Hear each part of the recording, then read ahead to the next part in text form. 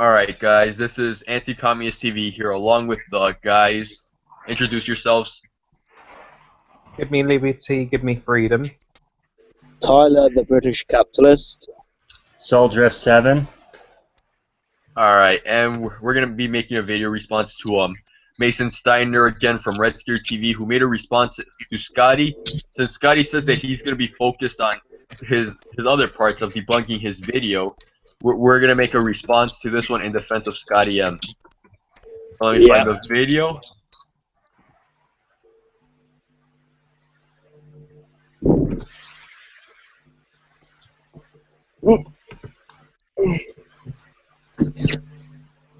Alright. I'm gonna go on screen share right now.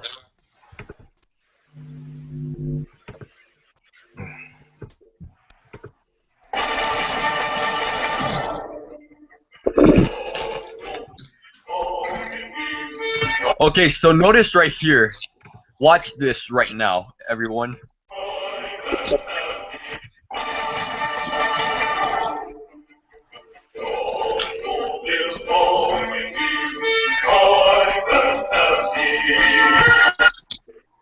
Alright, so right here he pretty much said, yet some forms of socialism, like anarchist socialism, has no state. But that's just theoretical sense. That's theoretical sense. That's not, like, but where in historical history have you seen, like, any historical fact that, have you seen that, socialism has existed with an anarchy? Where? Nowhere. It never would. Socialism Exactly. communism and socialism have always had to exist with a state. Exactly. Yeah. Alright, well, you talk amongst each other, I'll be back. Okay, well, the thing is like, communism, socialism, they're always talking about equality, like sharing, social justice, wealth distribution. It's going to take some type of authoritarian state to try to push that through. Because It's social democracy that's the slippery road towards communism anyway. yeah, like they like to say that communism comes to this world where men learn how to be equal and all that stuff, learn how not to compete, be greedy. Well, I hate to break it to you, that's a human fucking nature.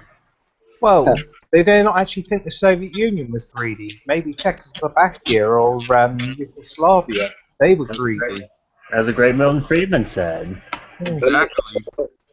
Everyone being equal. Well, in my view, I think it's a complete load of nonsense because... Well, the only thing we're going to be equal in is poverty. Exactly. Because some people are more skilled than others when it comes to certain things. Exactly. Oh, by the way, Mason, you should check out the video response Scotty made to your video. It's also on my channel. It's called Theory and Practice. What you put in on paper isn't gonna work the same in practice. What's your favorite comic propaganda movie? You should ask him that with that mask on.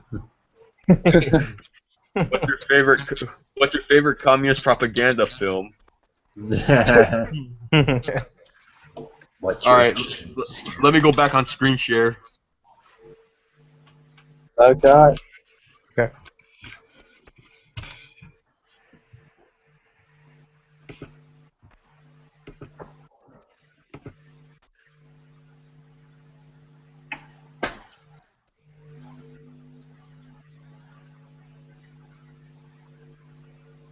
You really want to trust your boy. Hello, Sydney.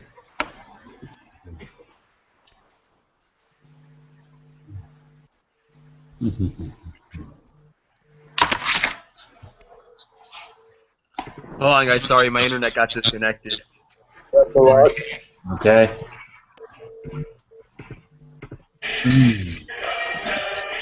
Alright, did you guys see where he brought up Hitler's privatization? Yes. I couldn't see it on mine. I could... Everything that was privatized in Nazi Germany was still under state control, as Scotty mentioned yesterday. Things could still be privatized and still be under state control. It's called government regulation. Regulated. And government direction, like what Scotty says, is that government direction of the economy is what like defines socialism. And I mean, even though the state doesn't completely own the industry, it's pretty much Even Winston Churchill said it was Nazi despotism. In that, completely different change of subject. It was Nazi despotism, which was in other words, it was Hitlerite communism. yeah. Exactly.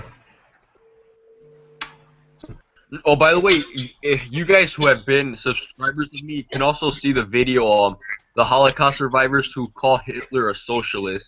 Make sure to check her out. And please, don't be surprised if they call her a liar, because that's exactly how these people are. They're the same people who called Chiang Kai-shek a capitalist, for God's sake. And don't be surprised if the little anti-Semitic bastards call her a Zionist, because that's what they call any Jewish person who disagrees with them. Yeah, that's the word they use to hide their anti-Semitism. Which, by the way, I'll be making a video about later. Okay, that's good. Okay. But like, yeah, these are like the same fucking bastards who sit there and call Chiang Kai-shek a capitalist when he was a socialist. Oh, but because he was against communism too, just like Hitler, all of a sudden that made him a capitalist. It's funny because in his response to Scotty, that Scotty is debunking right now, he also brought up how fascism used capitalist support, even though communism has too. Exactly. Capitalism has supported both, technically, you could say. Yeah, exactly. Because, you know, there's always certain type of rich people who supported these ideologies. In fact, what's it called again? The Wall Street funding the Bolsheviks. And I'm Mason, and before you show me Free Flow's video, I would like to remind you that Primo Spartan already debunked Free Flow and it's in my channel. Remember that video? Remember this fatty fat Twinkie eating porky pig looking motherfucker? Yeah. Let me go on that video before he starts using Free Flow's video when we talk about how Wall Street funded the Bolsheviks. We're not getting off topic, are we? No, we're not, because we're showing him how communism also used capitalism as well. Oh yeah. Well, you can't survive without elements of capitalism. You need the money.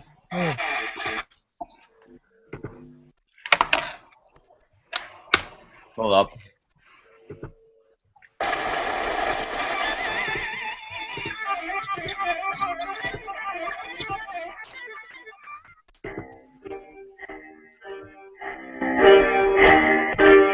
Remember this fatty fat Twinkie eating porky pig looking motherfucker?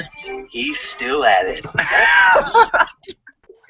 Wall Street funded the Bolshevik Revolution.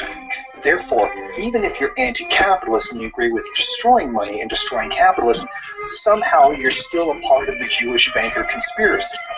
Of course, this is thrown at us all the time with to track down the original source, Hold up. But yup, Primo Spartan debunked Free Flow. So before you show me his video, I'll like to remind you, Primo Spartan already debunked him. the hell out of it and managed to track down.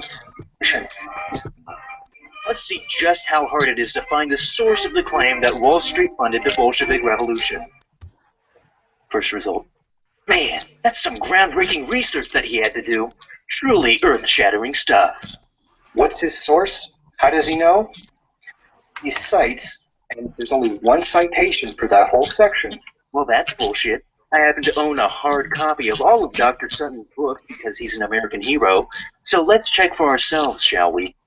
The section he's referring to is Chapter 4. And if we skip to the end, we can see that there are a total of 44 citations. You were a little off, you dumbass fatty. What'd you do? Eat all the other sources and forget about them? Fatty! Fatty! Literally, basis for this entire claim is literally one guy's opinion in one letter one time. And the 43 other sources in the same chapter. Well, we know that this fat ass is full of shit, but let's give his friend a shot. And this specific claim is in chapter 4. It talks about Olaf Aschenberg mainly, who was a socialist banker. So basically he was taking money from American imperialists, or rather private bankers, and channeling them directly to the Bolshevik revolutionaries. The main claim here is that Olaf Aschenberg funded the Bolshevik Revolution by the Wall Street funding him, which is total bullshit, because reading the whole chapter I see no reference to Wall Street at all. How is this in any way connected to the Wall Street? How are private bankers connected to the Wall Street? Do these few private American bankers represent the Wall Street? Chapter 4 talks about Ashberg getting millions of dollars in loans for Russia from Guaranteed Trust. It even has a too long didn't read version at the very end. And he's like, I don't see the connection. What does a commercial bank located on the Wall Street have to do with the Wall Street? I don't get it. Basically, he's a conspiracy theorist.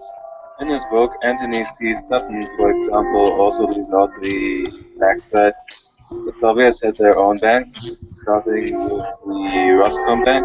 That's not true. The Ruscom Bank is mentioned numerous times throughout the book, and even has a whole section dedicated to it in the only chapter that you managed to read. Most of the sources also make no sense and are not further explained.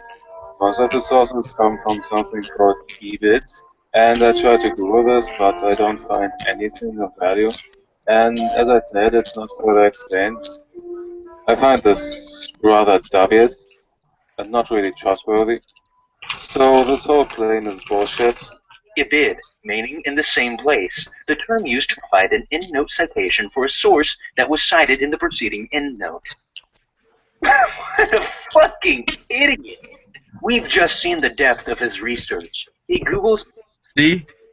The funny thing is, after this video, they supposedly thought that they uncovered a right-wing lie, even though we caught some lying. Exactly. Because everything we say is just right-wing propaganda. It can never be the other way around, because everything they say, it always has to be true. Yeah, but we are naturally liars. Yeah, the Nicaraguan Civil War in the 80s. The Sandinistas was this loving, caring government who was promoting socialism and benefiting the people, while these rebels, aka the Contras, were a bunch of evil, radical savages being backed by the U.S. imperialists. Yeah, and also, they also like to use this, like, because even Mason Steiner mentioned this in the video response where he says that capitalism has had U.S. support, where they think that just because you were supported by the U.S., that automatically makes you a capitalist. By their logic, Joseph Stalin was a capitalist during World War II. Yeah, Chiang Kai-shek, they tried to say he was a capitalist because the West supported him against his war against Mao Zedong. They even supported him against the Japanese imperialists, so for that he's a capitalist. That's stupid. Hating communism does not make you a capitalist. Does not make you right-wing. Just because fascism rose up against communism doesn't make the ideologies entirely different. Both of them literally did almost the same exact thing, but like Scotty said, the only tiny difference was that one was state ownership of production, and the other one was state control of production. Yeah, both of them were forms of socialism. Hold on, phone call. Alright. But anything, we're gonna continue. Anyway, we're gonna continue this. Right.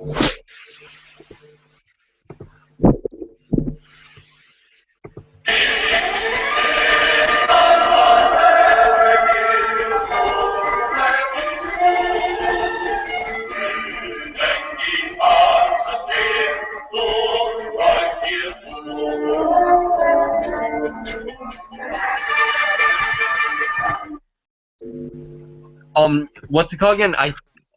Like me and Brandon were doing some research the other day, and we saw pretty much that if you were to look up lemon socialism or yellow socialism, there's socialisms that believe that there could be private property and privatization only to a certain extent, and that's pretty much what the Nazis and the fascists were doing.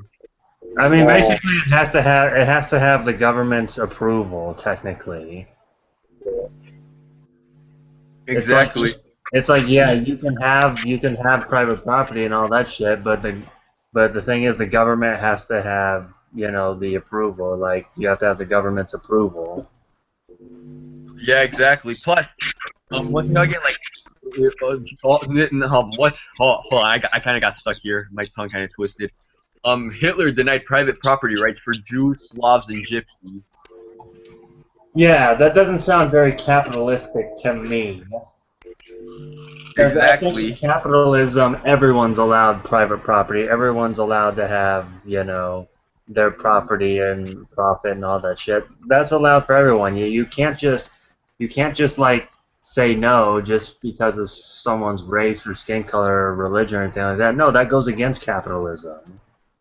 Plus, I'm gonna tell you guys this from I learned this from a person who used to be a fascist. Keywords used to. He's no longer a fascist. Me and Luis were talking to him, and we found out that Mussolini and the fascists, they went to some company like Yeah.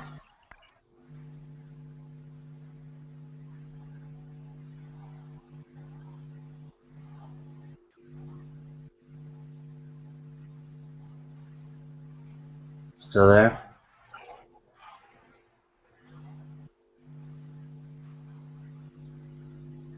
Still there, Ethan? hold on guys, sorry, did I get disconnected again? Yes. Yep. Alright, sorry guys, sorry everybody who's watching this, my internet's a bit crappy right now. But so me and Lewis, we spoke to a guy who used to be a fascist, and the key word is used to, like he's an ex-fascist. He's no longer a fascist anymore. But anyway, he told us about around 1929, Mussolini and the fascists went into some company, went into a CEO's office, took all the CEOs out, and shot and killed them after saying that capitalism is strangling you. Exactly. Like, and plus, let's not forget, Benito Mussolini was a member of the Socialist Party who left the party because he felt like they were being too international. He wanted to form a type of socialism that had more national pride. Exactly, and plus, even most communists will admit that Hitler killed capitalists, but the only thing they would say is it was on racial grounds. That's all they'll say. Yeah. Which is fucking ridiculous. Exactly. Alright, so I'm gonna go on the definition of the word collectivism.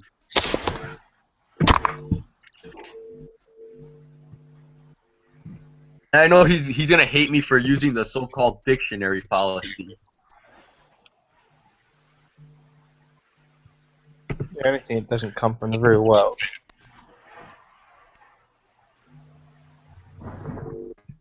Here, collectivism. And what are what's the look at the synonyms for it: socialism and totalitarianism, which pretty much existed in both Soviet Union and Nazi Germany. Right here. Yeah. That's what they were, collectivists. Alright, so this was in defense of Scotty M. We'll be leaving. Say bye to everyone, guys. Bye. Later. Later on. Alright, bye everyone. Take care.